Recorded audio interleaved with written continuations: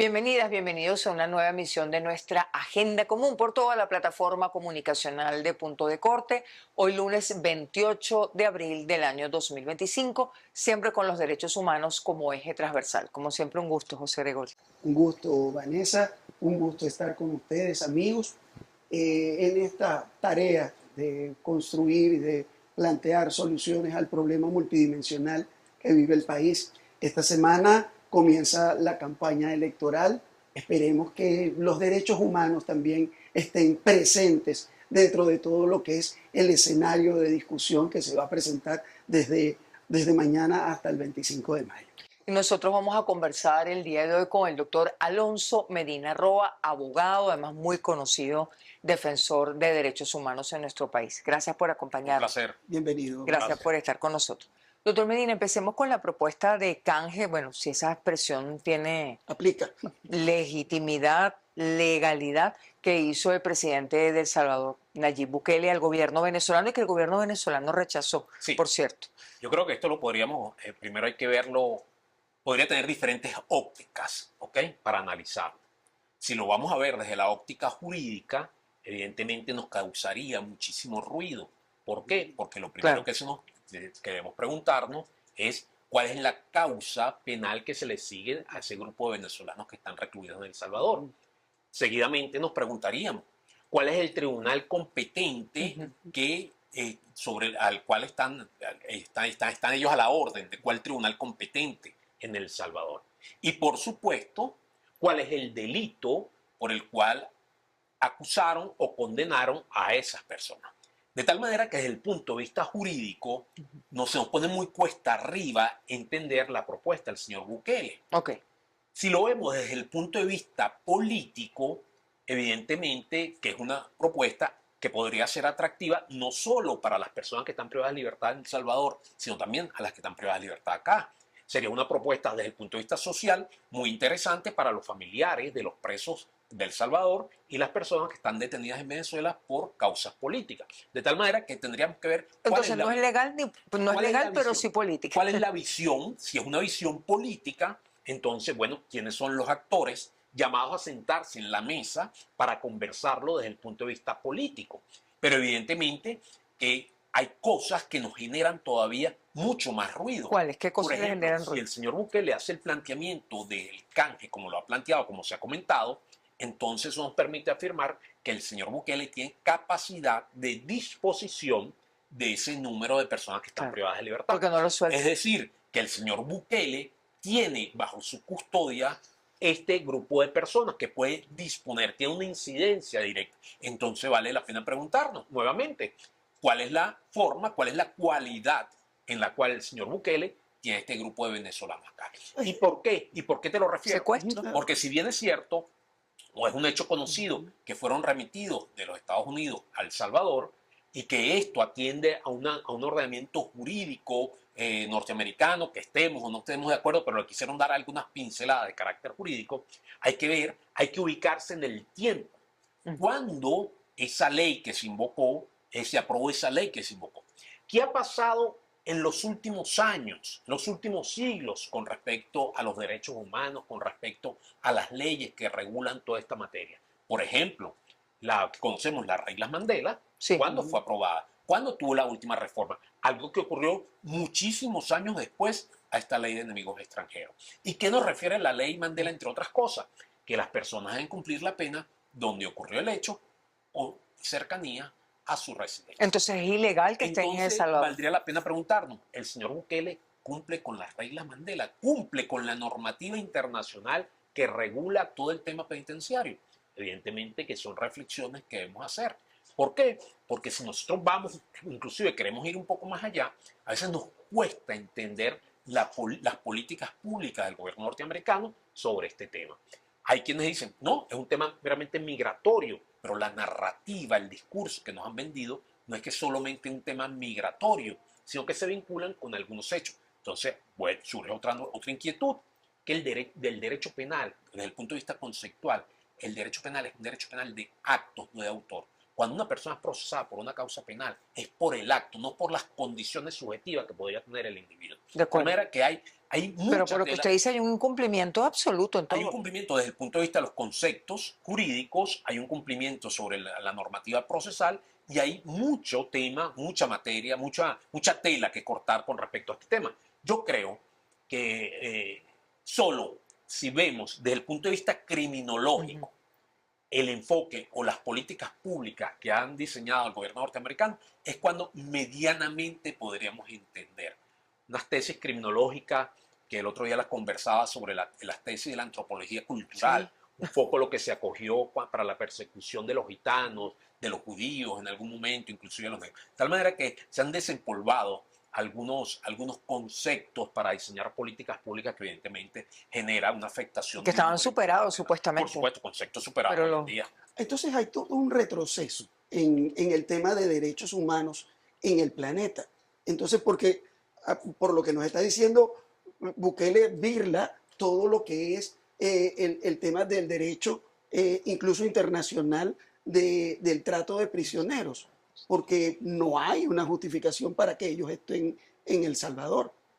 No hay una justificación jurídica aparente y no hay una justificación jurídica efectiva que se nos haya presentado a la sociedad venezolana. Ojo, aquí hay algo también interesante, y disculpa que me salte un minutico.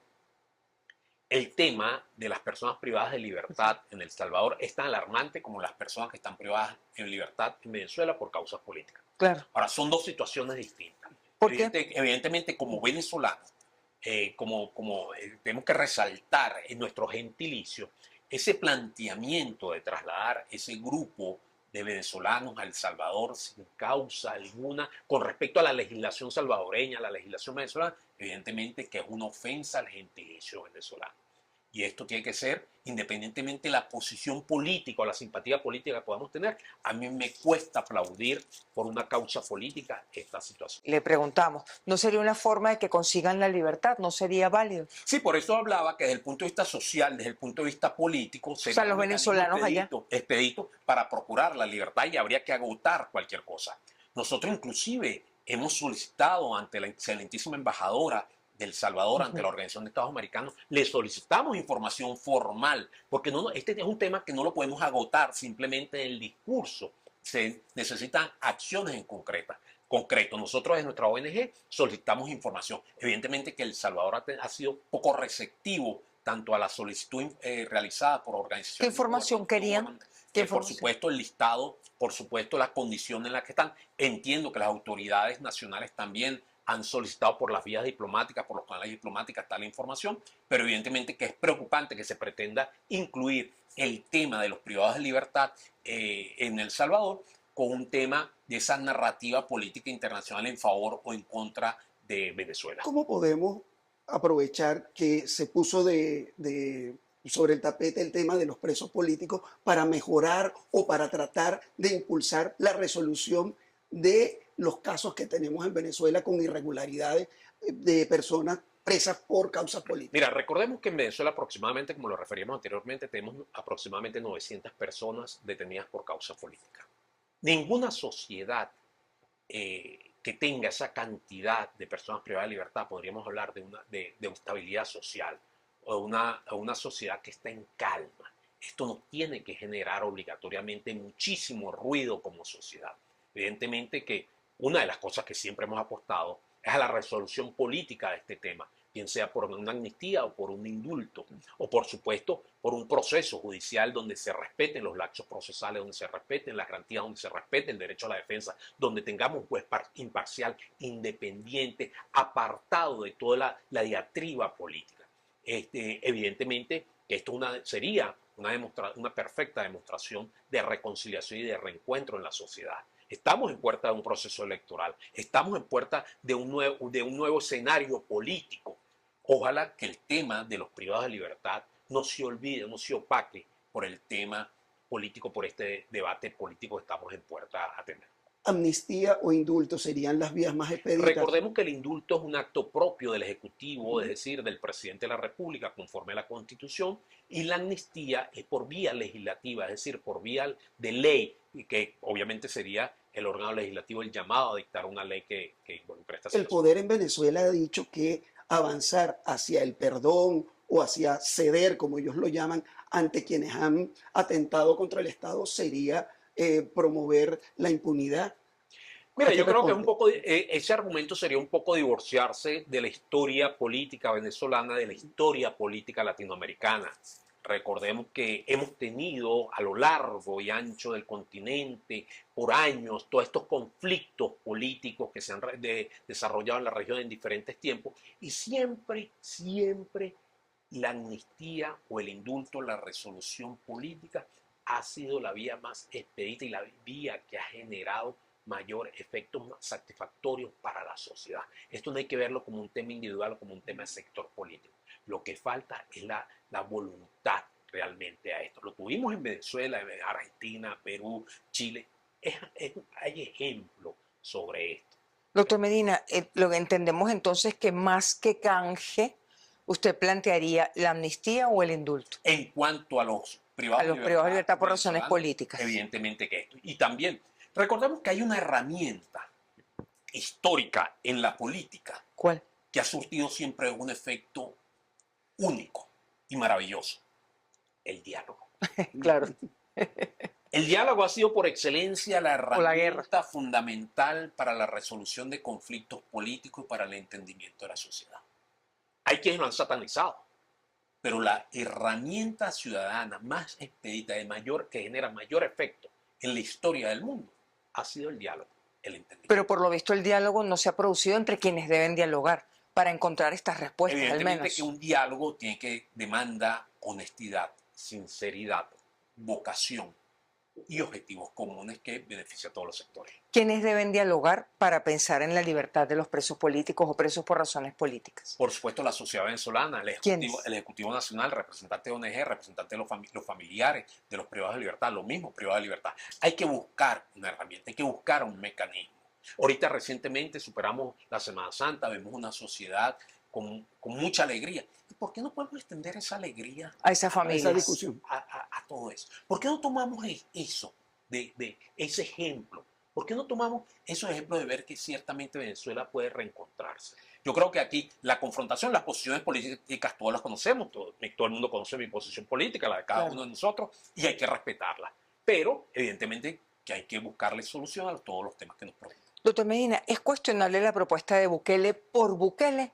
Es decir, si esa misma propuesta la hiciera otra persona, ¿tendría sentido? Mira, la propuesta... ¿O es por Bukele, por los señalamientos, por su política Yo de creo que derechos el humanos? admitir que tienes un grupo de personas privadas de libertad, Como sin rehenes, razón ninguna, como rehenes, evidentemente que eso genera de una u otra manera cierto rechazo, cierto irrespeto a la institución. ¿Se da la mano con algunos representantes del gobierno venezolano?